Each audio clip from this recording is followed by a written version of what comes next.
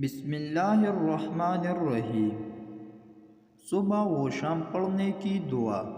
بسم اللہ الذی لا یضر مع اسمہ شیء فی الارض ولا فی السماء وہو السمیع العلیم۔ اس اللہ کے نام سے ہم نے صبح کی یا شام کی، جس کے نام کے ساتھ زمین اور آسمان کی کوئی چیز نقصان نہیں پہنچا سکتی، اور وہ سننے والا ہے اور جاننے والا ہے۔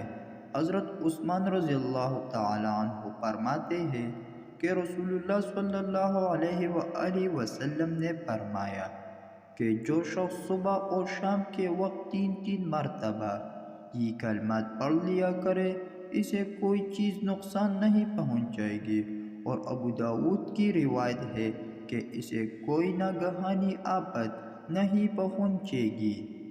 سونے اور جاگنے کی مصنون دعا۔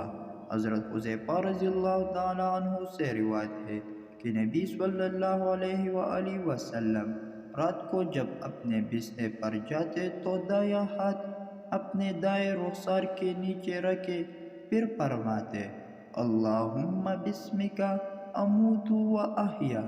اے اللہ، آپ کا نام لے کر مرتا ہوں، سوتا ہوں اور پھر زندہ ہوتا ہوں، جاگتا ہوں اور جب نیند سے بیدار ہوتے تو فرماتے: الحمدللہ الذی احیانا بعدما اماتنا والیہ النشور۔